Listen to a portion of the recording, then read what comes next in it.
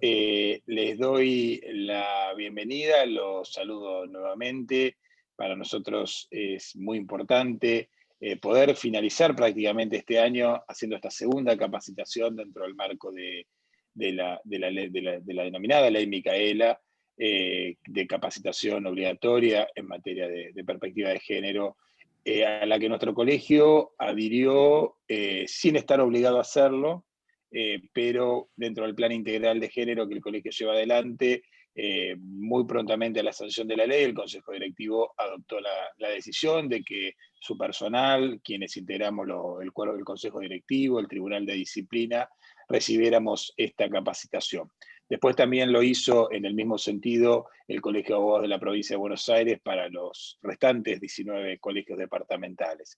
Esto se enrola en una política institucional que tiene que ver con incorporar esta necesaria perspectiva de género en la labor institucional, en los diferentes aspectos que nos toca desempeñarla, dentro de aquella que es propia de las funciones públicas que el colegio cumple como organización del derecho público no estatal, en lo que tiene que ver con el gobierno de la matrícula y también de la potestad disciplinaria, pero también en el resto de las actividades que el colegio también desarrolla por imperativo legal, actividades académicas, institucionales, de extensión hacia la comunidad a través del área de acceso a la justicia, o en general todos los espacios institucionales que trabajan por el interés de la abogacía y por el interés general.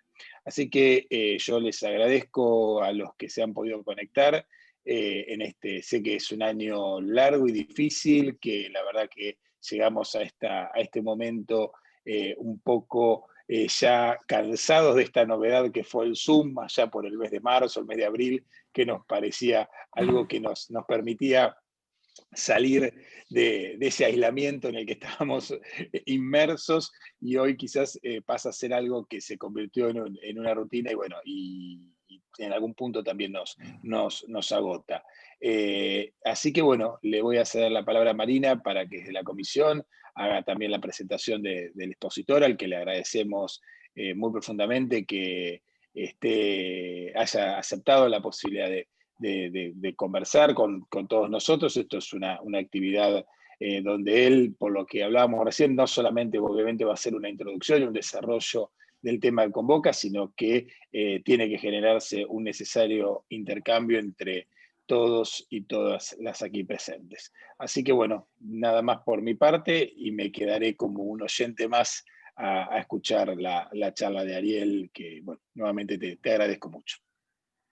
Bueno, gracias Hernán, gracias por la participación y el compromiso de cada una y cada uno de ustedes. La verdad que desde la comisión nos es muy grato volver a juntarnos en esta segunda etapa de la capacitación de la Ley Micaela, que ha sido un gran desafío, pero no deja de ser una gran alegría también poder realizarla primero en el colegio, así que gracias Hernán por siempre acompañar estas actividades, estos eventos. La verdad que creo que vos sos el que iniciaste todo este camino, nos acompañaste, nosotros te acompañamos a vos, y hoy estamos todos acá, fruto justamente de ese compromiso que reivindicás hoy y en cada una de las actividades que realiza el colegio, y cómo te interesa y llevar adelante esta política institucional dentro de lo que es el colegio. Después a cada uno y cada uno de ustedes también por acercarse y por querer saber de qué se trata, poder capacitarnos y formarnos. Creo que también somos responsables y asumimos este compromiso en este camino de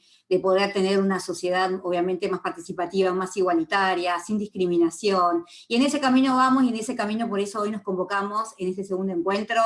Hoy yo voy a cederle la palabra a alguien que sabe muchísimo de esta temática, que es Ariel Sánchez. Hoy tenemos otro tema diferente, que como dice Hernán, la idea es proponerles el tema y después obviamente debatirnos y escucharnos entre todos. Acá siempre hay que aprender, siempre hay que reflexionar, hay que tratarnos con respeto, hay que escucharnos. Creo que es la única forma de poder crecer y poder cambiar.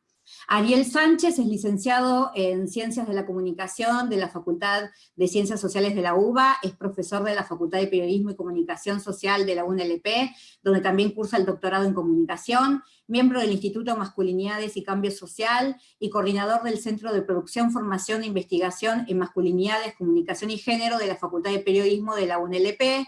Actualmente es el director de promoción de masculinidades para la igualdad de género del Ministerio de las Mujeres, Políticas de Género y Diversidad Sexual de la provincia de Buenos Aires. Así que Ariel, gracias por hacerte un tiempo, además les digo que hoy es el cumpleaños de Ariel, después le vamos a cantar el feliz cumpleaños, gracias por estar encima del día de tu cumpleaños. Gracias Ariel, todo tuyo.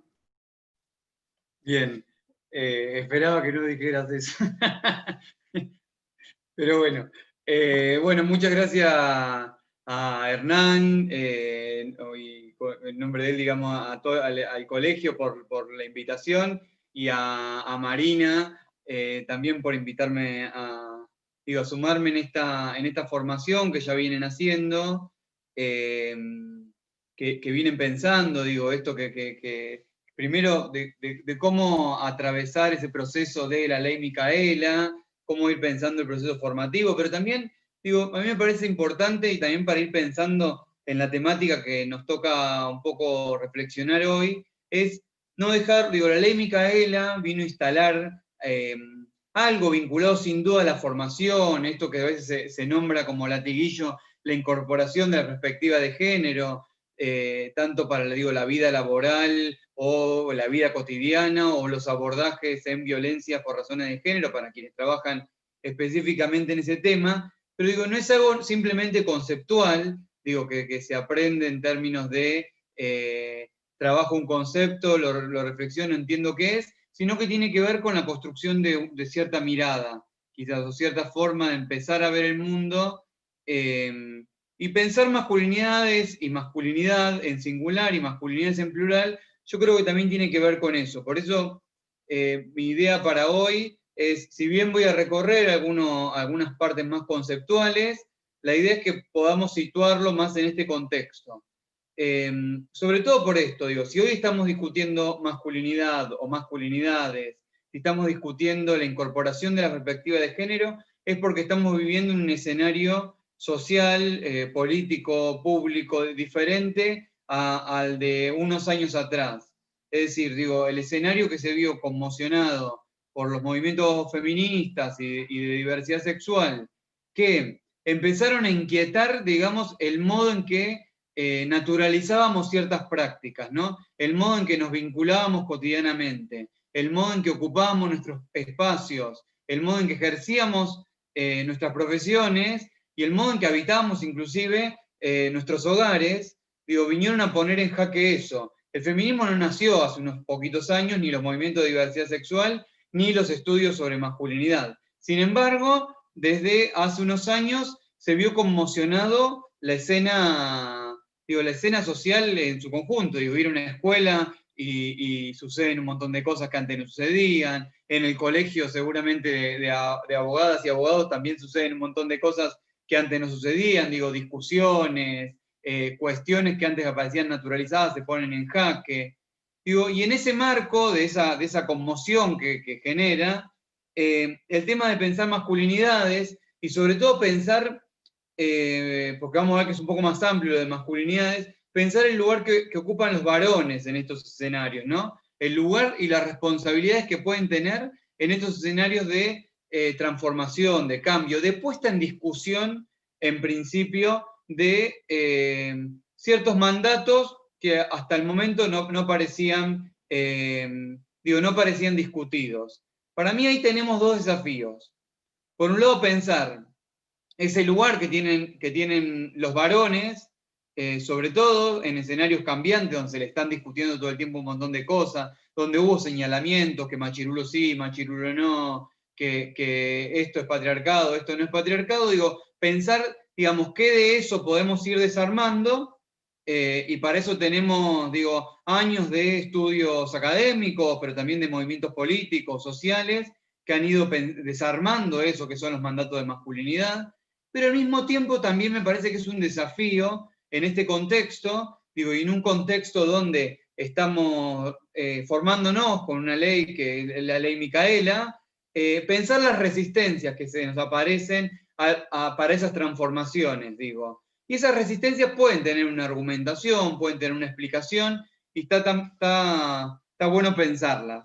Yo tengo algunas explicaciones, pero la pueden poner en discusión, si se quiere, esas resistencias, digo. Un poco la resistencia, digo, la fui orientando a lo largo de investigaciones, trabajando con varones, tanto en el ámbito académico como en el marco de organizaciones sociales, políticas, ir desarmando un poco eso. Después, muchos años, también coordiné grupos de varones que habían sido denunciados por violencia por razones de género. Digo, que también he rastreado ahí un poco dónde estaban las resistencias. Pero antes de llegar a esas resistencias, empecemos del inicio, y creo que retomando un poco lo que ya estuvieron viendo, me parece, no estuve obviamente, pero intuyo por dónde anduvo, digamos, el primer encuentro, porque no intuyo, hablé con Marina, me contó un poco por dónde andó el primer encuentro, pero bueno, en principio es esto. A mí me gustaría hacer una distinción, y esto es conceptual, que quizás va a ser la parte más conceptual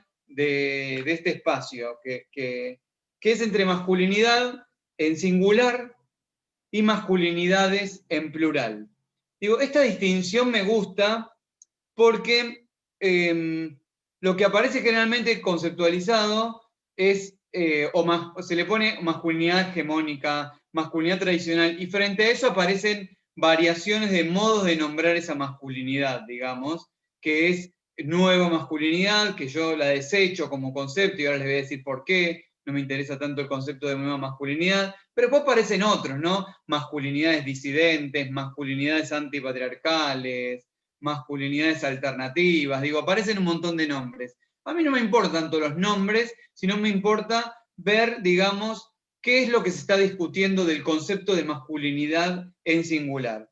Y en principio, algunas aclaraciones que hacen los estudios sobre masculinidad, que empiezan ahí en la década del 80 más o menos, los primeros estudios sobre masculinidad, y se paran encima de los que eran los estudios de género. Y ustedes estuvieron viendo género como una construcción cultural, o como performatividad en algunos casos, depende de la teoría constructivista, digamos, que hayan visto, pero la idea de que es un efecto de discursos sociales, de prácticas sociales, de mandatos, de roles, de distribución de tareas, digo, en los contextos sociales. Entonces, en principio, para entender la masculinidad, vamos a negarla, digamos. ¿Qué no es la masculinidad? Y esto sí nos vinculamos con el tema de género. O sea, que la masculinidad no es un hecho biológico, desde donde vamos a partir, pero quien quiera discutirlo, lo puede discutir, lo podemos pensar, pero en principio, de acá, no es un hecho biológico, es decir, la masculinidad no depende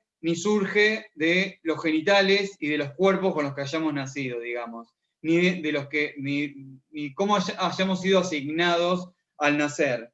Después, al mismo tiempo, la masculinidad no es producto de una esencia interior, digo, y en ese mismo sentido, que lo que seguramente vieron sobre género, digo, no está determinado por un alma ni una de las energías, digamos, sino y algo que naturalmente surge adentro para que nos comportemos masculinamente.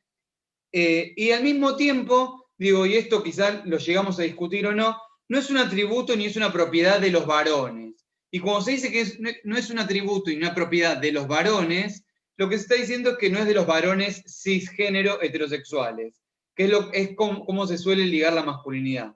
Varones cisgénero heterosexuales son aquellos varones que han sido asignados como varones al nacer y se identifican como varones. Es decir, digo, la diferencia entre varón cis y varón trans sería lo positivo, digamos, a varón cis. Esto es importante tener en cuenta porque la mayoría de las demandas vinculadas a los feminismos y movimientos de diversidad sexual, de cambiar, de dejar de hacer esto, dejar de ocupar estos lugares, están destinadas a los varones cis heterosexuales, fundamentalmente. Y ahora vamos a ver por qué están destinadas la mayoría de las demandas o preocupaciones respecto a cierto ejercicio, podemos decir, de la violencia o ciertas formas de reproducción de la desigualdad. Para ir distinguiendo si algunas cosas pueden ser, acá estoy con muchos abogados y abogadas, y quizás yo no vengo de ese lugar, y a veces cuando no está tipificado de ese modo en la ley, uno termina hablando de violencia y te dicen, no, pero en la ley no dice eso, que es violencia, pero por eso abro el paraguas y les digo, o sea, formas de violencia por razones de género o formas de reproducción de desigualdades de género. Digo, para abrir el paraguas. Pero un poco entonces, digo, si no es todo esto, ¿qué es? Entonces, primero es un concepto relacional.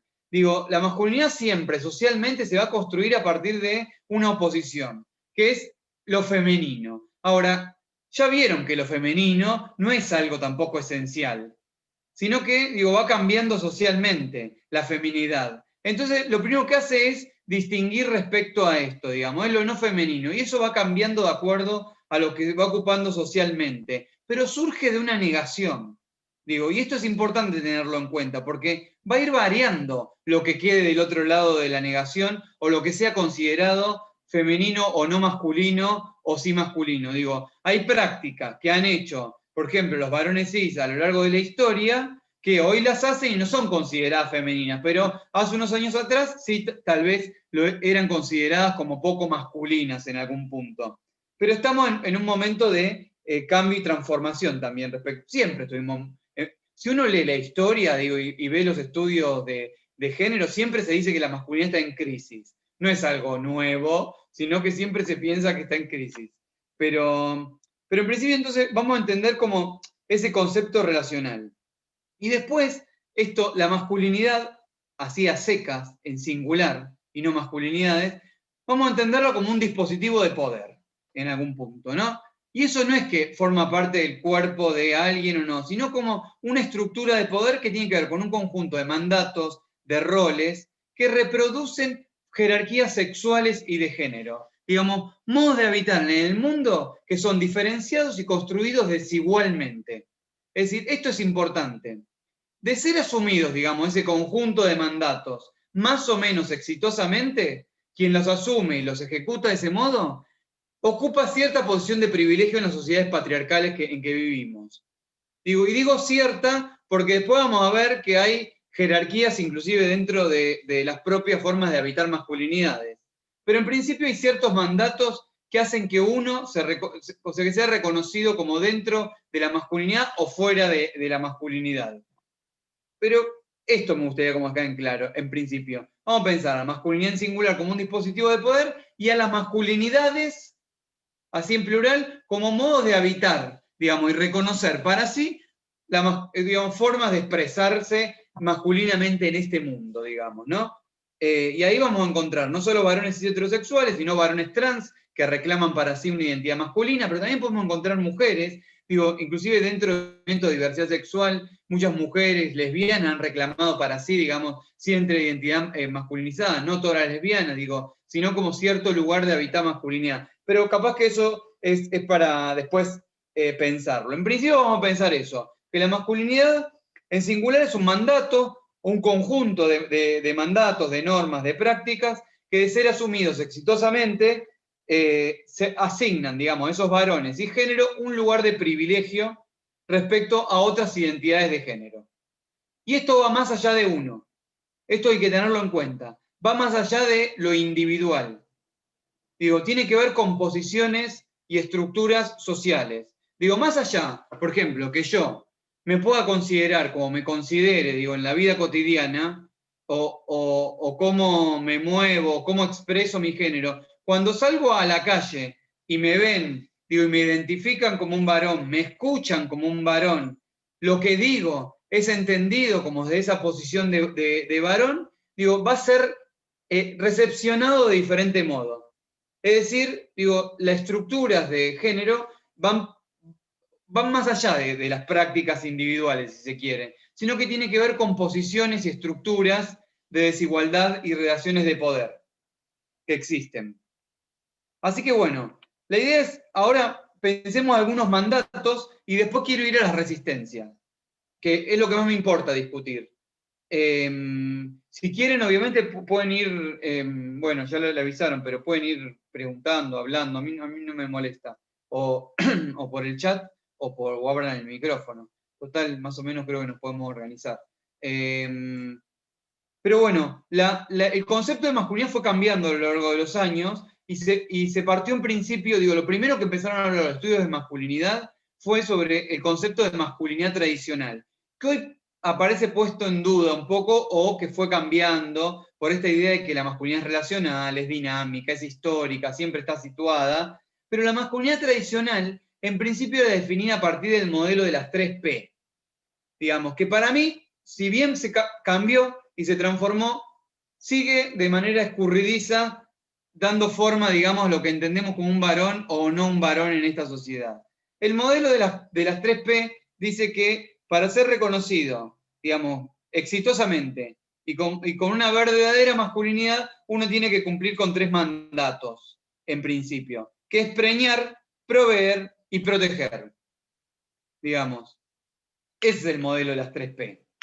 Digo, uno ve que las sociedades cambiaron, digo, y capaz que el lugar del proveedor, digo, el lugar o la distinción entre la producción y la reproducción fue cambiando a lo largo de los años, digo, no hay una separación tan tajante, como tampoco hay una separación tan tajante entre lo público y lo privado, de ese modelo binario de género, pero uno puede ver que de algún modo esos 3 elementos siguen funcionando de algún modo.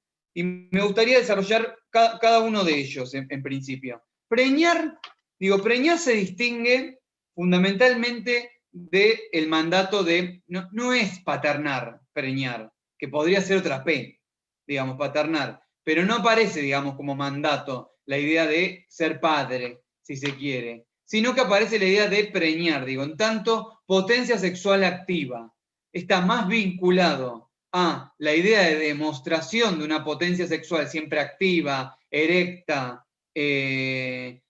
siempre poder, digo, sexualmente, que a la idea de reproducción, aunque esté vinculado a la idea de preñar, digo, a la idea de no está vinculado a la idea de reproducción y después de cuidado, sino a la demostración de esa potencia sexual siempre activa. Proveer, bueno, proveer, saben lo que es proveer, digo, esto fue variando, sobre todo, digo, ya hace muchísimos años que las mujeres, digo, han ingresado al escenario laboral, público, digo, que se han reconocido un montón de derechos, que han encontrado ciertas posiciones, aunque siga habiendo posición de desigualdad. Sin embargo, en la identidad, digamos, para que ese varón sea reconocido, el mandato de proveer o no poder proveer funciona como estructurante, digo. Quien no puede cumplir con eso no funciona del mismo modo subjetivamente que en el caso de que una mujer no pueda cumplir con la tarea de ser proveedora en algún punto. Digo, más allá de el ingreso de mujeres en el mercado laboral, digo, no cambia en la constitución identitaria de los varones esto de fallar en la idea de ser proveedores. Digo, y esto me parece interesante, porque frente a la forma, como decía, ser reconocida. Tenés una pregunta, Ariel.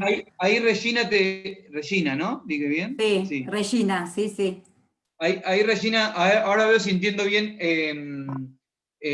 a dónde vamos con esa pregunta, pero ahora voy a eso. Pero digo, esto es raro cómo funciona, lo de proveer, porque funciona subjetivamente en esto de que fallo cuando quiero proveer, digo, y aparece como un quiebre en la subjetividad. En esto hay trabajos muy interesantes sobre qué pasaba con los varones desocupados, digamos, y con la identidad del varón desocupado ante esas situaciones, digo, la relación con consumos problemáticos, luego eso, con ejercicio de las violencias, cómo había un quiebre subjetivo ahí por no poder proveer en algún punto.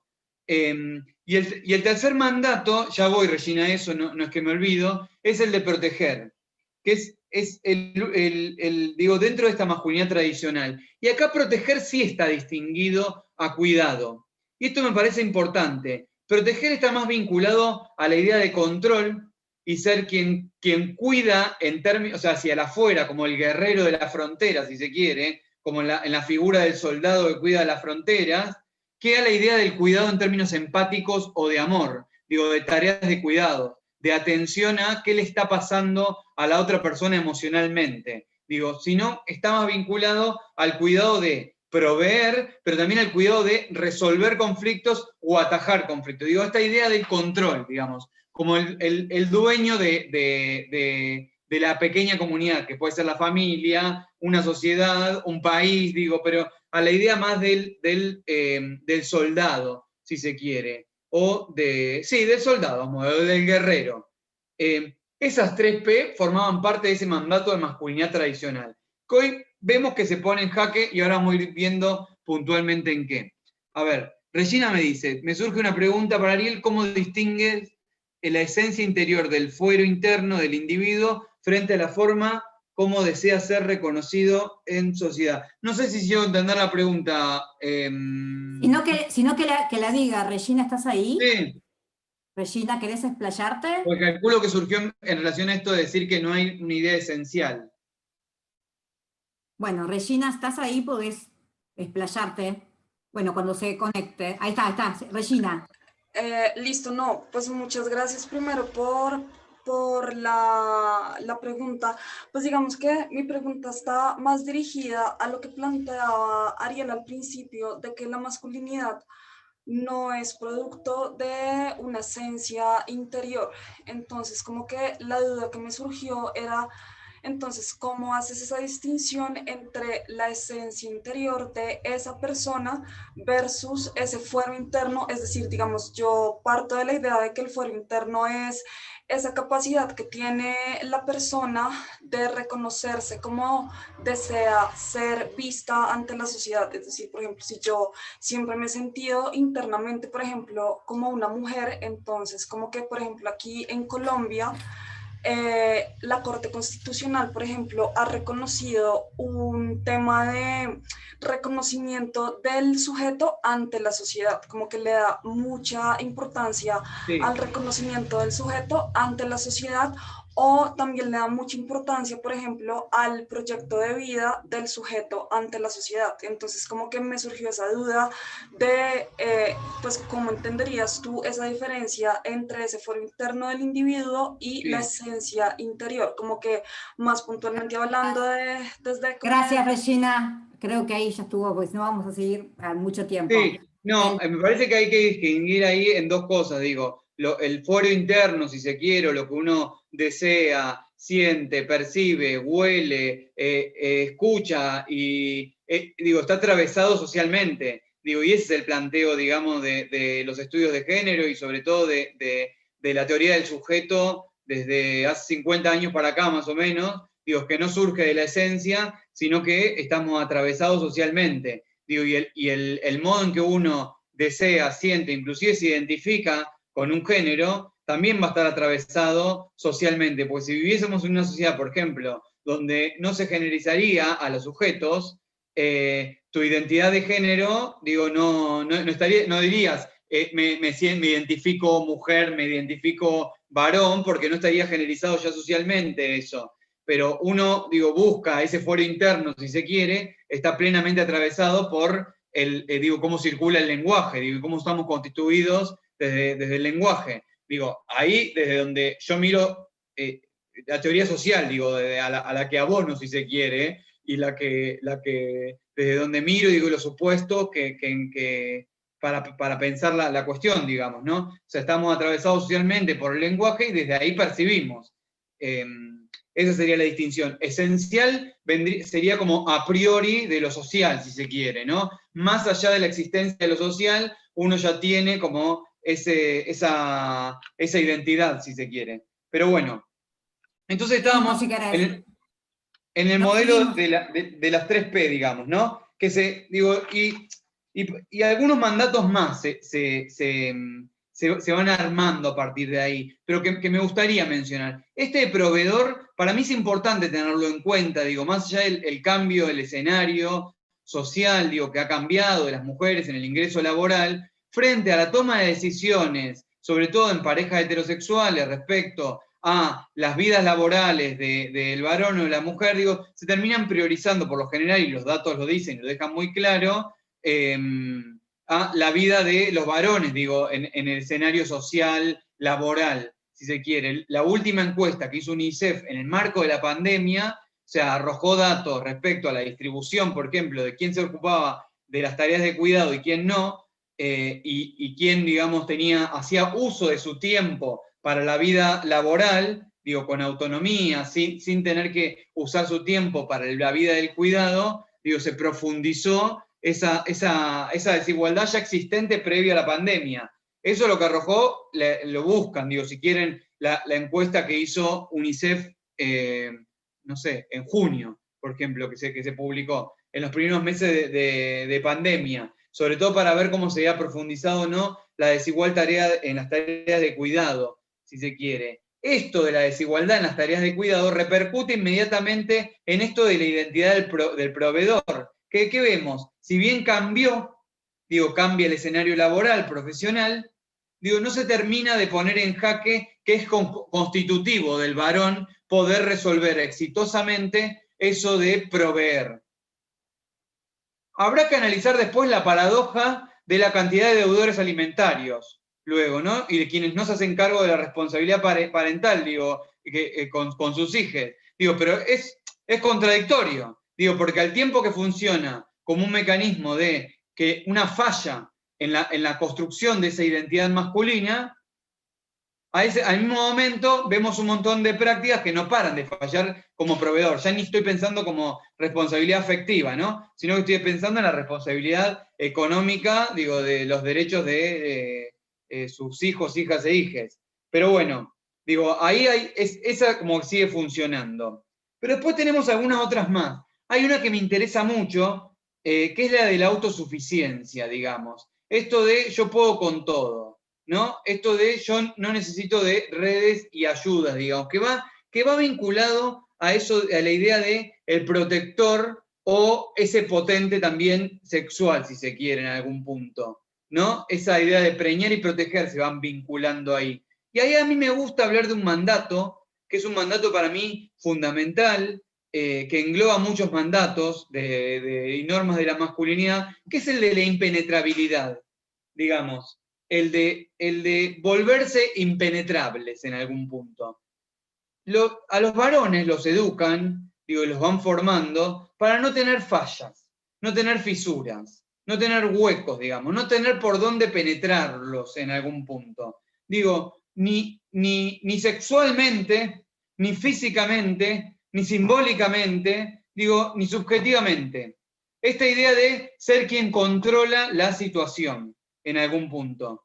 La situación en todos niveles. Ser quien penetra, no es solo sexualmente, es también quien tiene la última palabra, quien nombra por el otro, quien traduce, quien termina explicando lo que es, quien te dice, ¿sabes cuál es la verdad? Es esta. Todo bien con eso, pero la verdad, en realidad el mundo es este, digamos, en algún punto.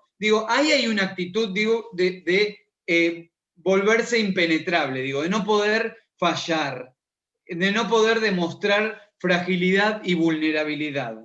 Este mandato, que para mí es un mandato que engloba y que es como un mandato amplio, para mí es el mandato que más nos hace pensar en un concepto fundamental, que es el de la masculinidad, y ahí sí, la masculinidad en singular, como un factor de riesgo, digamos. Para mí es urgente comenzar a pensar a la masculinidad como un factor de riesgo. Y esto no quiere decir que todos los varones sean factores de riesgo. Esto no quiere decir que todas las prácticas sean factor de riesgo, sino que esta conceptualización de impenetrabilidad es un factor de riesgo. ¿Para quién es un factor de riesgo? Para, mujeres, personas trans, gay, lesbianas, para quienes no son varones cis heterosexuales, pero también para los propios varones. Es un factor de riesgo. Y vamos a pensar, ahí, por qué es un factor de riesgo. La impenetrabilidad o la imposibilidad de demostrar cierta fragilidad. Y ahí es donde vemos cómo se configuran mandatos y costos, digamos, del mismo modo. Hay costos de la masculinidad por asumir ciertos mandatos, si se quiere. Factor de riesgo para sí mismo, vamos a empezar por los costos. Esta idea de impenetrabilidad, de demostración constante de la potencia, lleva, a situaciones, a los varones, a prácticas temerarias, a no poder bajarse de ciertas situaciones de control, a la imposibilidad de no poder, justamente, digo, de no poder decir que no ante ciertas situaciones, a demostrar cierta potencia sexual, a no poder bajarse de una pelea, a no poder demostrar vulnerabilidad y fragilidad. Esto se termina dando, digamos, en datos concretos, en las tasas de sobremortalidad de varones, por dos cuestiones fundamentales. Algunas enfermedades completamente prevenibles que no terminan siendo evitables porque esa persona no tiene ni siquiera, no da cuenta ni siquiera de las alertas de su propio cuerpo, porque a mí no me va a pasar nada, esto no es nada, digo, y sigo, entonces ni siquiera voy a hacerme como a atender, pero también podemos dar cuenta de las altas tasas de sobremortalidad de varones que son asesinados o mueren en producto de riñas callejeras, sobre todo en jóvenes, ¿no? Digo, esos datos, si empezamos a leerlos, digamos, simplemente como formas de violencia así en general, o homicidios, o muertes, digo, no sé, así como en términos generales, y no los leemos desde el género, y esto es lo que nos ayuda a pensar, digamos, también la ley Micaela, incorporar perspectiva de género, incorporar perspectiva de masculinidad, no lo leemos de ahí, no podemos generar prevenciones, digamos, ni siquiera actuaciones diferenciales que vayan evitando esas situaciones. Es decir, si yo los homicidios que ocurren en la calle, digo, donde hay grupos de pibes que terminan matándose a salida de un boliche, y alguien muere producto de eso, digo, o en una pelea grupal, o en una pelea de 5 contra 1, o en lo que sea, digo, en ese tipo de asesinatos, no empiezo a leerlos desde esta mirada de masculinidad como factor de riesgo, es muy probable que haga poco para frenar esas situaciones. Después, digo, en lo de sobremortalidad por enfermedades prevenibles es claro, digo, si seguimos educando a los varones en la superpotencia, digamos, es lógico que nunca puedan aceptar su propia vulnerabilidad o su propia fragilidad, ¿no? Ariel, estamos Sí. como en el tiempo que se va acabando, el tema de las resistencias y ahora cómo hacemos para que en esos mandatos que vos nos acabás de mostrar, que son tradicionales, que algunos están en cambio, pero algunos que todavía llevan esa mochila, cómo se posicionan frente a estos nuevos movimientos o este nuevo posicionamiento de lo femenino, a este nuevo, digamos, avance de los derechos de las mujeres, de ganar sus espacios en instituciones, en los ministerios, en Sí. todos los ámbitos. ¿Cómo hacemos ahora? Porque siempre hay una resistencia a esos cambios, Sí. de una masculinidad como vos la estás contando. Es que me parece que está justamente vinculado a esto que iba a decir, digamos. Esta idea del factor de riesgo y que no se vea ni siquiera como un factor de riesgo. Para mí hay resistencias que se asientan en dos cuestiones claves, digamos. Una tiene que ver con la invisibilidad de los mandatos de masculinidad, digo, que es que los varones, digo, llevamos como años de retraso en poder pensar, digamos, parte de nuestra subjetividad vinculada a la formación en género, digo, de algo que de lo que somos está atravesado por esos mandatos, esos roles, esas formas en las que nos han educado. Digo, eso es primer dato fundamental. Esta invisibilidad hace que muchas veces no reconozcamos, ni siquiera reconozcamos nuestras prácticas como parte de esos mandatos de género, y mucho menos nuestras responsabilidades en el ejercicio y en la reproducción de esas formas de desigualdad, en algún punto, digo. Esto es lo más difícil de trabajar muchas veces con los varones, que reconozcan esas situaciones, que reconozcan su posición de privilegio más allá de su accionar, simplemente por el hecho de ocupar una categoría, que es la de varón cis heterosexual. Después podemos agregar clase social, cuestiones raciales, cuestiones, digo, de dónde nació, dónde no nació, pero en principio, digamos, esa categoría de varón cis heterosexual genera esa resistencia que es, no se ha pensado ni siquiera la masculinidad como algo del orden de lo construido, digo, de que puede ser aprendido nuevamente. Digo, las mujeres, gays, lesbianas, vienen hace años reflexionando sobre cómo los mandatos las han excluido, no los han excluido, entonces lo han repensado. Quien ha ocupado una posición de lo universal, digo, y esta asociación que se ha hecho entre el ser varón y el ser hombre, digamos, cada vez que habla un varón, habla en nombre de la humanidad, ha dejado, digamos, como escondido, si se quiere, todo lo que es la construcción de género, entonces imposibilita y resiste muchas veces pensar esas situaciones. Esto como lo vemos muchas veces. cuando a los varones nos marcan ciertas situaciones de violencia, inmediatamente la reacción es a desestimar, digamos, esa posición, digamos. Por esto que decíamos hoy, del controlar esa verdad, si se quiere, y ni siquiera tener 20 segundos de pausa y reflexionar sobre eso, a ver qué es lo que me está diciendo, puede ser que yo esté reproduciendo, digamos. Puede ser que tenga que ver con formas de desigualdad. Si yo no lo estoy viviendo así, ¿puede que la otra persona se sienta vulnerabilizada? Digo, entonces, esta idea, esta invisibilidad, lleva muchas veces a que ni siquiera enfrentemos esa situación. No es tan así. Entonces se minimizan situaciones, fue un chiste, bueno, no me di cuenta. Digo, ese es un núcleo de resistencia. Ni siquiera poder vivenciar algo del proceso en el que se constituyeron como varones, como parte de un proceso social, aprendido, educado y que puede transformarse. Primer punto. Digamos, entonces esto no es una discusión contra los varones en sí, sino que es una discusión contra los mandatos que generan formas de vulneración y de violencia. Eso me parece que hay que empezar a desarmarlo. No es contra vos, o no es contra mí, digamos, sino que es en esos mandatos naturalizados que generan formas de exclusión, de desigualdad, de violencia. Más allá de que vos en ese momento no la estés sintiendo como una situación de violencia. Lo segundo, que me parece importante, que tiene que ver con la masculinidad, cómo se hace y cómo se reconoce. Que tiene que ver con un concepto que se llama homosocialidad. Los varones se hacen varones a partir de la mirada y el escrutinio de otros varones. Y esto genera muchas resistencias a la transformación, porque a los varones les cuesta mucho perder el reconocimiento de otros varones. Y genera dos efectos eso. Por un lado, que no nos llamen ni siquiera la atención cuando estamos en situaciones de decisión, estamos en espacios, digamos, de trabajo, que la mayoría de las personas que estemos ahí sean varones cis heterosexuales.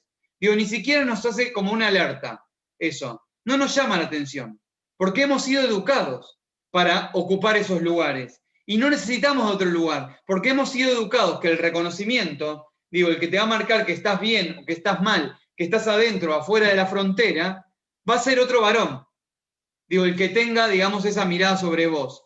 Cualquier mirada que venga por fuera de esa frontera, hasta no va a ser leída como un reconocimiento social, sino que va a ser reconocida como reconocimientos particulares. Por esto mismo que decía, la voz y la mirada de los varones está asociado a lo universal. Cuando habla un varón, habla en nombre de la humanidad. Cuando habla una mujer, habla o en nombre del feminismo, o en nombre de la histeria que tiene ese día, o en nombre de cómo se levantó, o en nombre de si tuvo o no sexo. Pero no habla nunca en nombre de la humanidad. ¿No? Cuando habla un gay y muestra una situación de discriminación, es porque está resentido, aparecen un montón de cosas, pero nunca habla en nombre de lo universal, si se quiere. Entonces, esto es lo que hay que ir poniendo en jaque, digamos. ¿Cómo hemos llegado a ser reconocidos como sujetos universales, digamos? Que cuando hablamos como la voz de la humanidad. Y al mismo tiempo, cómo somos reconocidos siempre a partir de la mirada de otros varones. Y esto es fundamental, porque muchas veces encontramos varones que comprenden las demandas que vienen de los feminismos y los movimientos de diversidad sexual, están abiertos a la transformación, sin embargo les cuesta un montón ir a llevar la discusión a los grupos de pares, ¿sí?, donde se dan esas dinámicas de reconocimiento. Les cuesta un montón ir con la discusión al lugar donde no dejan de reconocerse como varones, quedar por fuera de esa masculinidad, si se quiere, quedar por fuera de ese lugar. Es decir, les resulta muy sencillo a veces hablar con sus compañeras de trabajo mujeres, ver las situaciones después de un diálogo, capaz que negándolo al principio, pero cuando van al grupo de varones, aún coincidiendo con que esas son situaciones de violencia, no pueden romper con esos lazos de complicidad. No necesariamente porque quieran ser cómplices voluntariamente, sino porque lleva el silencio a veces más sencillo que perder el reconocimiento. Esto puede pasar en el colegio, puede pasar en su grupo laboral o puede pasar en su grupo de amigos de toda la vida. Que uno, a partir de su recorrido biográfico, se encuentra con otras discusiones, pero vuelve con los amigos del barrio, de la infancia, de la adolescencia, que no dejan de mandar porno, que mandan un montón, así que no dejan de hablar barbaridades, y uno prefiero callarme. El tema es que en ese silencio y en seguir habitando ese reconocimiento de no quedar por fuera, digo, dejamos en el afuera a quienes siguen discutiendo y poniendo en evidencia las situaciones de violencia o las situaciones de desigualdad. Por eso es importante que como varones empecemos a acompañar estas situaciones, digo, y empecemos a acompañar las políticas de igualdad, para no vivirlas como algo ajeno. Digo, esa ajenidad con la que vivimos las situaciones de género tiene que ver con esta universalidad en la que hemos vivido y esta invisibilidad de que los mandatos de género nos atraviesan, pero también tiene que ver con que no queremos perder esos reconocimientos. Digo, si nos vamos a animar a ser el diferente, el pollerudo, el maricón del grupo. Digo, y esto es importante tenerlo en cuenta, porque digo, el camino a la transformación y a la generación de desigualdad implica pérdida de ciertos privilegios, sin duda. Y esto es difícil hacerlo voluntariamente, no es sencillo. Pero digo, siempre hay que pensarlo en términos, digo, que a lo que invita es una sociedad, digamos, donde un montón de personas que también conozco, con las que circulo, digo, y un montón de ideales tienen que ver con formas de justicia de género, si quiero, de formas de igualdad de género, porque no quiero que se reproduzcan esas formas de igualdad de género, digamos, en algún punto. Entonces, digo, invitar a esa reflexión invita al involucramiento, donde saben que se va a perder un privilegio fundamental, que es el de reconocimiento del grupo de pares, quizás. Digo, no va a ser ahí donde va a estar el reconocimiento. Pero quizás en ese, digamos, en ese salirse del grupo, que no tiene que ver con dejo de ver a mis amigos, no es una teoría de la cancelación de la gente, no escucho más esa banda, no escucho más ese artista, no voy por la idea de cancelar personas, sino empezar a alojar otros modos de habitar esas masculinidades. Y ahí es donde está la oportunidad de pluralizarla. Vamos a llamarle varones no sé cuánto, varón aliado nivel 8, vamos a seguir llamando varones, vamos a llamarnos masculinidades, le vamos a poner otro nombre, no me importa, digo, en ese caso. El que sea. Digo, el nombre que sea, digo, lo que importa acá es que hay personas en este mundo que están diciendo, digamos, y no por capricho, que están diciendo que ciertos mandatos, y no vos, sino que ciertos mandatos reproducen formas de vulneración, formas de violencia, que ni siquiera percibimos. Digo, por ejemplo, hay una cuestión básica. La mayoría de las mujeres salen a la calle y pueden convivir, o sea, viven y conviven con el miedo a ser violadas o abusadas. Digo, es un miedo que no percibimos. Sin embargo, por eso no es un miedo que tengamos que rechazar. Y lo que solemos hacer es decir, bueno, no es para tanto, no te va a pasar si al final nunca te violaron.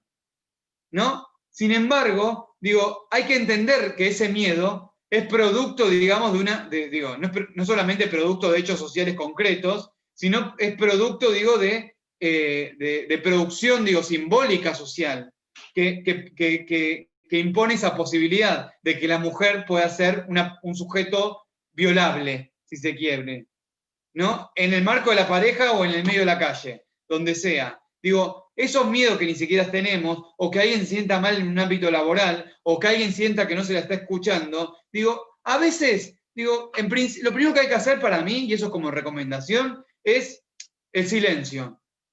No tenemos que tener una respuesta inmediata frente a eso. Digo, no tenemos que inmediatamente decir cuál es la verdad, o justificar eso, o desestimarlo. Silencio, escucharlo, digo. Hacer algo que no nos han educado, que es la escucha empática. La escucha empática implica una posición, digamos, activa en esa escucha, que es que incorporo las palabras de la otra persona, las pienso y las reflexiono en algún punto. Intento desarmarme con esas palabras también, que no es lo mismo que una escucha donde yo ya tengo mi respuesta automática, que es el rechazo, la negación, la minimización. Y lo segundo que tengo que hacer es ver si muchos de mis silencios no tienen que ver tanto con que no creo en que esa situación se esté dando, sino más bien en no poder romper con esos lazos de complicidad.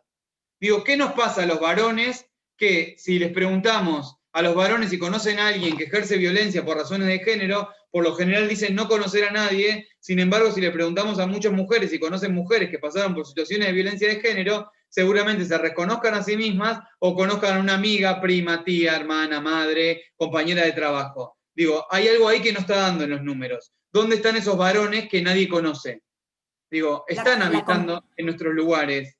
Digo, están habitando en nuestros espacios de trabajo y en nuestros grupos de amigos. Lo que hay que desarmar es que la idea de que el varón que ejerce violencia, digo, tiene como una tipología, ¿no? Es como un ser como que está por fuera de este mundo, como cierta monstruosidad, sino que tiene que ver con la reproducción de esos mandatos. Así que, sí, perdona, Marina.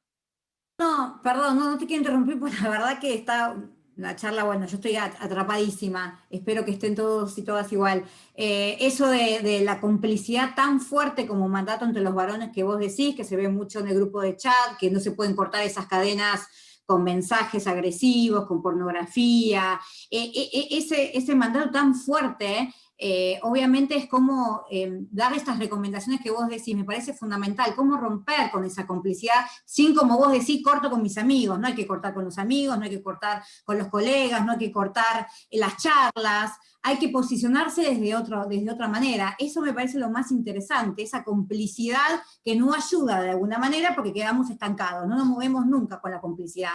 Hay que dar, me parece, como un pasito más adelante, ¿no? Uh-huh.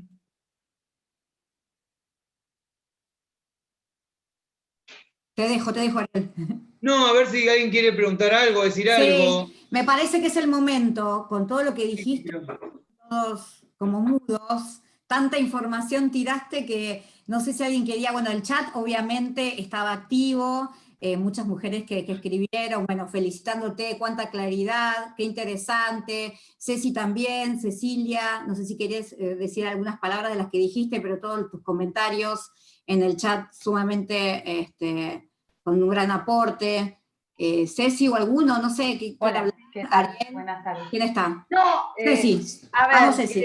me hizo recordar mucho un poco el principio de la disertación y entender la construcción de esta subjetividad, me hizo recordar un poco a las lecturas de Rivière, ¿no? El poder entender al sujeto como ser social y entendiendo a ese sujeto como ser social, entender que uno no es un individuo que nace dentro de un seno familiar, sino que está modificado no solo por su estructura, tanto en lo familiar, como además cómo se va identificando desde su niñez, y cómo se va interactuando, y por eso se transforma en un ser social siempre, y el entorno social es lo que nos hace también poder entender estas masculinidades y estas feminidades y cómo poder desandarlas y cómo poder reconstruirlas, un poco, y tiene que ver con eso, ¿no? Y que en realidad estos movimientos que sean los feministas o la construcción de estas nuevas masculinidades tiene que ver con eso, con entender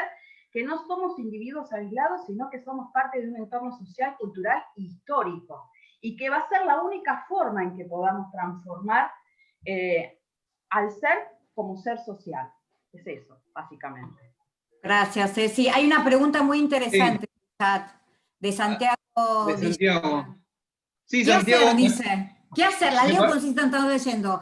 ¿Qué hacer? ¿Cómo actuar frente a los ejemplos dados? Amigos, grupos de WhatsApp, etcétera. ¿Qué hacer? Vamos a recurrir a Lenin. Santiago, mira, para mí, digo Santiago y todos, ¿no? Es muy sencillo. Primero, interrumpir en esa vorágine de los grupos, digo, interrumpir y poder pausar, digamos, eso. En principio, mostrar, digamos, esa incomodidad o esa discusión ahí. Digo, animarse a incomodar a las otras personas y también incomodarse a sí mismo, quedando como el que no está de acuerdo con esa situación. Para mí es fundamental eso en los grupos, como salir a decirlo.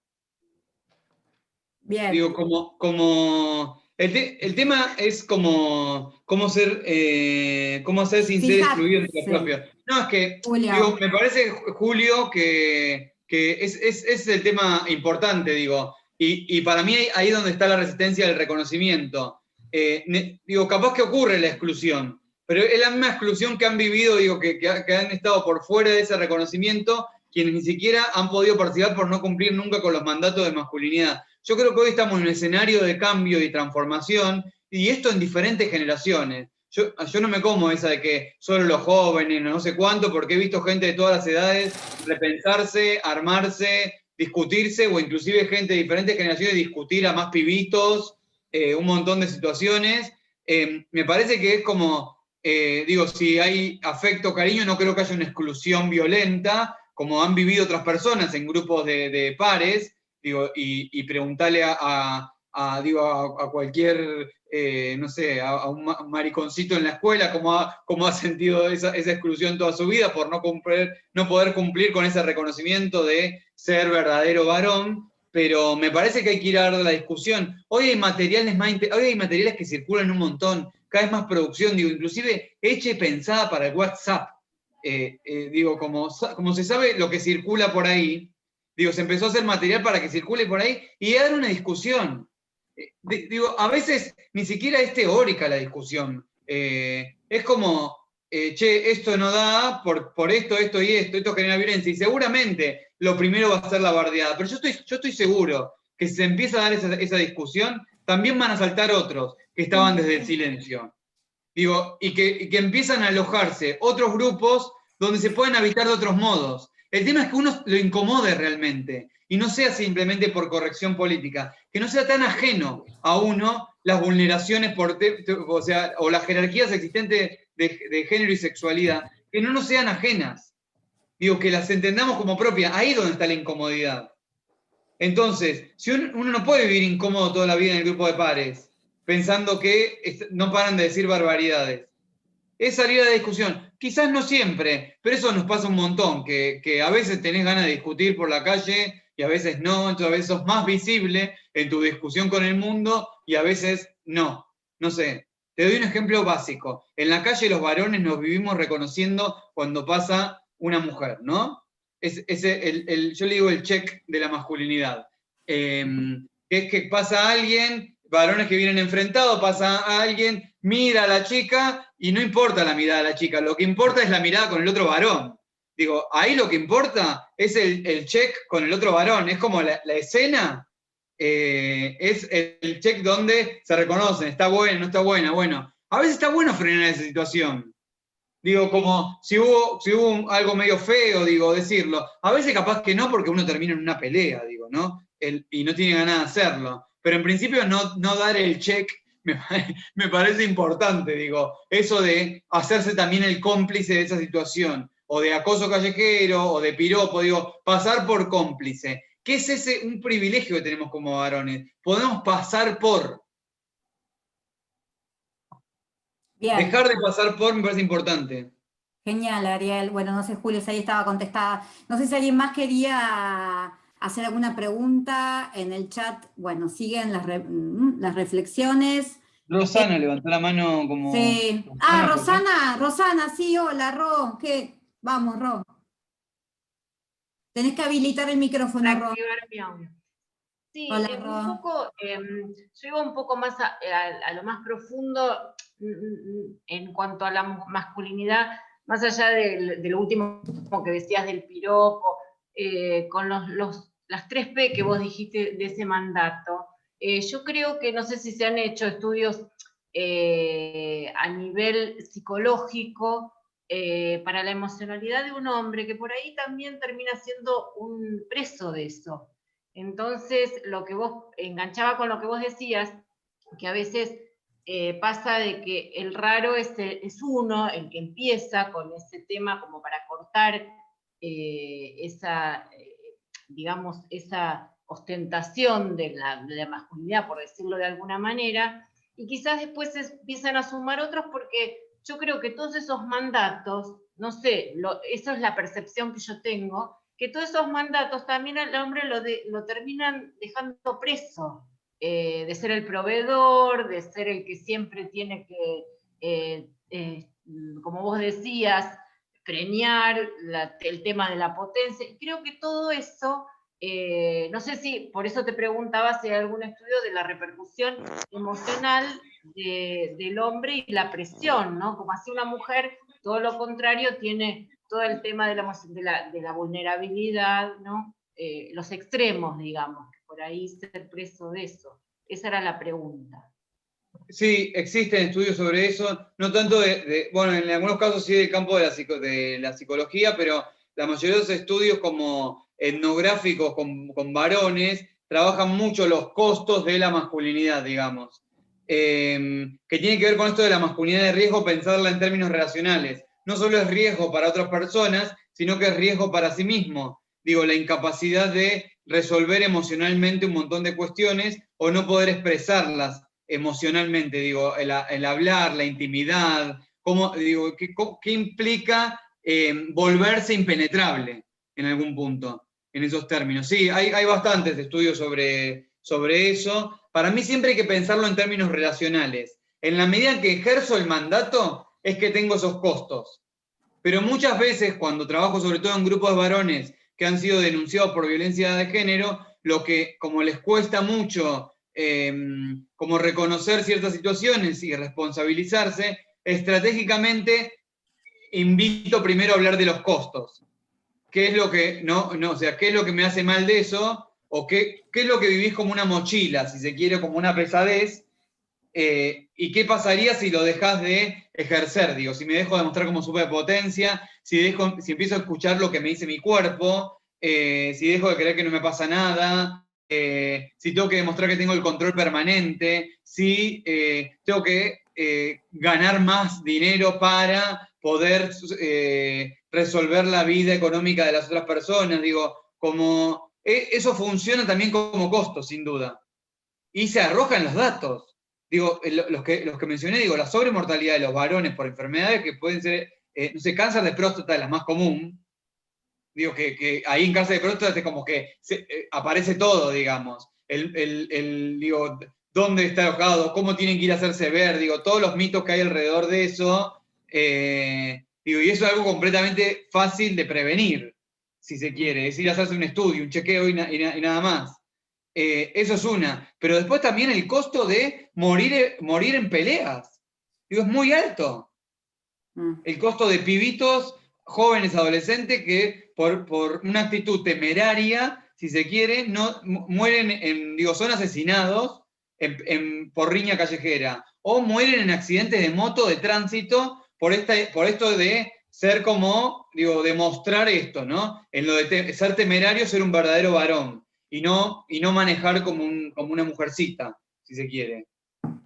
Clarísimo, Hernán. No sé si alguien más tenía alguna reflexión. No tiene que ser pregunta, puede ser una reflexión, un comentario, qué les parece, qué les moviliza esto que estamos hablando, que creo que hay mucha información y seguramente esto nos moviliza de nuestra estructura, porque somos seres que estamos estructurados en una educación, en un contexto, como bien decía también Ceci y Ariel, tenemos un contexto, esto nos lleva a muchas movilizaciones. No sé si alguien quería decir algo. Yo, Ariel, Hernán, sí. Habla vos, Hernán, vamos. No, yo en realidad quería despedirme, pues tenía otro compromiso. Felicitarlo, Ariel, realmente me parece que por ahí se ha dicho, es movilizante por ahí a veces escuchar estas cuestiones. Yo a veces pensaba que quizás deconstruirnos en nuestra masculinidad también de alguna manera implica que nosotros también tenemos que empoderarnos para poder enfrentar determinadas situaciones que por esos mandatos culturales nos hemos acostumbrado desde chiquitos a esta cuestión de porque sos varón no podés llorar, no podés expresar sentimientos, no, o sea, y me parece que eso nos marca, y también creo algo que firmemente, digamos, que no necesariamente las generaciones nuevas vienen ya preconfiguradas de otra manera, o sea, hay que trabajar mucho también con los chicos, con los adolescentes, porque si no, no pasarían algunas cosas que uno ve que siguen pasando en nuestra sociedad y que tienen que ver con muchas cuestiones de las que se hablaba acá. Me parece que son caminos que hay que seguir trabajando, que hay que seguir pensando, que hay que seguir pensándonos en un sentido autocrítico nosotros mismos, ¿no? Que va más allá de decir, bueno, o sea, nadie tiene, por decir de una manera, la batalla ya ganada. O sea, esto es repensarnos en el día a día porque esos patrones culturales los tenemos muy arraigados y aunque desde lo racional nosotros nos demos cuenta que algo está mal, muchas veces este otro comportamiento un poco más irracional, un poco más primario que todos tenemos hace que por ahí terminemos convalidando, quedando en situaciones de convalidación de determinadas circunstancias que no compartimos. Y después una cuestión que siempre uno habla, o sea, de como varones reflexionar sobre qué sienten las mujeres, o sea, cómo se sienten las mujeres frente a determinadas situaciones que también nosotros, como digamos, también por toda esta formación, muchas veces naturalizamos y no percibimos, o sea, no somos lo suficientemente empáticos para percibir que una determinada situación puede generar incomodidad, puede generar alguna afectación, y bueno, y tratamos de generar estos reduccionismos o estas banalizaciones, decir, ¿por qué reaccionó de esta manera o hace esto por tal o cual cuestión, ¿no? Me parece que en ese es el camino que hay que seguir transitando. Me parece que no hay otra, digamos. Bueno, les envío mis saludos. Gracias. Sigan, porque realmente está buenísima la charla. Felicitaciones, Ariel. Esperemos vernos personalmente pronto. Te mando un fuerte abrazo. Bueno, gracias, Hernán. Tomo la palabra. Bueno, sí, en realidad podemos ir cerrando. A mí me gustaría escuchar más voces, alguien que tenga ganas de decir algo, varones, mujeres. Si no, yo voy a hacer la última pregunta, quizás como para que nos dejes. ¿Alguien? Bueno, igual todos los comentarios en el chat, Ariel, son felicitaciones, qué claridad, qué interesante los temas que tocaste, me encantó me encantó la exposición de varones. Bueno, gracias a vos, Ariel, porque la verdad que un genio total. Yo quizás como para cerrar, a ver, ¿qué pueden, ¿no?, hacer los varones, o qué recomendaciones, o cómo podemos generar ese cambio? Porque estos movimientos de las mujeres obviamente requieren resistencia, y muchos varones niegan, decimos, no, pues ya tienen derechos, si están ocupando lugares, ya tuvieron una presidenta mujer, si al final están en todos lados, si ganan lo mismo que nosotros, o sea, también hay como una negación, ¿no?, de algunos varones frente a estos derechos que todavía seguimos reclamando, en esto que decía Hernán, un poco de negación, un poco de invisibilización, un poco que no se pone en nuestro lugar, dan por hecho cosas que para nosotros todavía nos falta muchísimo, espacios para conquistar, nos falta cambiar un montón de cosas. Entonces, ¿cómo, digamos, podemos invitar a los varones? Yo diría invitar, porque para mí esto es una complicidad, esto es un cambio que necesitamos estar a la par, ¿no?, uno adelante del otro. ¿Cómo podemos invitarlos? Sin que sea de una manera, obviamente, porque muchas veces se sienten como agredidos en esto del feminismo, ¿no?, de las luchas, ¿no?, porque son agresivas, porque nos piden tal cosa, porque no nos quieren. A ver, invitarlos a la par, acompañarnos en este camino de seguir conquistando espacios que nos entiendan, que vean que, como decía Hernán, tener la percepción de lo que nos pasa. Si nosotros decimos, nos pasan tal cosa, no decir negarlo, no les pasa tal cosa, es mentira, o quitarle importancia. O sea, cómo acercarlos a esta sensibilidad que nosotros tenemos de las cosas que todavía nos pasan como mujeres, que sufrimos en el día a día, en el ejercicio de la profesión, en los ámbitos laborales, en el colegio, en los ámbitos familiares, digamos, como para cerrar un poco el tema y que vos nos dejes a ver cómo podemos invitarlos a ellos, o invitarlos vos directamente, acercarnos en esta transformación que tiene que ser de forma en conjunto. No, me parece que fundamental, digo, es esto que decía recién Hernán, ¿no?, de empezar a reflexionar y, digo, ejercer más la escucha y menos como la idea de hablar o de demostrar, si se quiere, constantemente, digamos. Después también, digo, más que mostrarse y tener que mostrar ciertos mensajes, cómo me muestro en lo público, digo, estar en este lugar más de la escucha. Para mí también es comenzar a proponer otras dinámicas que nos están diciendo que generan violencia. Digo, más allá de que yo no las perciba como ejercicio de violencia, empezar a pensar qué otras dinámicas podemos hacer. Digo, capaz que no hay recetas para esto. Se puede incomodarse, pero porque es lindo incomodarse. A veces es un camino difícil, pero vivir incómodo en esta vida está bien, digo, porque es inquieto, nos ayuda a pensar, nos trae nuevas preguntas. Digo, no, si uno está cómodo en la transformación es que algo no está sucediendo. Después me parece que hay un tema que es urgente, y es no callarse cuando uno conoce situaciones de violencia, de violencia de género, o conoce a un amigo, a quien sea, que ejerce violencia de género. Capaz que no es como ir a hacer la denuncia inmediatamente, pero sí capaz que hablar con esa persona en principio. Y después de esto que decía, antes que negar, descreer, minimizar, digo, frenar un segundo y pensar qué de eso hay para hacer. Y después esto, es ir viendo también, que es un poco lo que decía Rosana, ¿no? como en este camino de empezar a incomodarse y habitar otros modos de masculinidad, también empiezo a poder expresar la incomodidad que tengo con los mandatos actuales, ¿no? Y con la necesidad de cumplir constantemente con esos mandatos. Y empezar, digo, a dejarlos. Y creo que también, digo, por último, es empezar a cuestionar los espacios donde nos encontramos solo varones.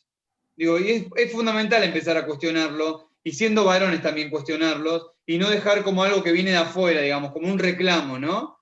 Como un reclamo que viene de afuera, sino que también desde los propios lugares que estamos habitando, o construir otros nuevos, o dejarlos habitar, o llevar la discusión ahí donde hay que llevarla. Pero ser también portavoces de esa discusión, me parece. No como traductores, sino, digo, como parte de esa discusión, porque en definitiva queremos que no existen esas desigualdades. Digo, después puede haber quien la quiera que existan esas desigualdades. Digo, contra esa voluntad tampoco, ¿viste? Bueno, están las leyes contra esa voluntad después, pero digo, también tiene que haber algo como de lo propio ahí funcionando. Perdón, ahí me preguntaban algo que me parece importante aclarar. A ver, dale. Sí, yo estoy leyendo dos preguntas que me parece interesante. Sí. La de Graciela. No tiene que ser voluntario. De hecho, el principal problema de los dispositivos... O sea, no es contá la pregunta. ¿Es real que la concurrencia de varones con conductas violentas a algún dispositivo y o tratamiento tiene que ser voluntario? Digo, ahí tenemos, y ahí hay que comenzar a pensar, digo, más allá del ejercicio de ustedes como, digo, de su práctica profesional, es lo que hay que empezar a pensar de las leyes también y de modificación de algunas leyes. Ahí hay un bache bastante profundo, digamos, tanto en la ley nacional como en la ley provincial. Digo, en la ley nacional se recomienda espacios de reeducación y en la provincial se incorporó, digamos, un artículo donde dice que en caso de incumplimiento de la medida cautelar tiene que concurrir un espacio, pero es en caso de incumplimiento. Digo, lo que se está haciendo hoy es derivarlo, digo, no es, hay algo de voluntario, no. Es como poner en duda eso voluntario. No es que vienen contentos a los espacios, y aparte, pero se termina generando cierta voluntad de trabajo. Hay que derivarlos, digo. Lo que no tiene que haber es su consentimiento, digamos, para derivarlo. Lo que sí hay un bache ahí es que no se puede hacer nada si no van.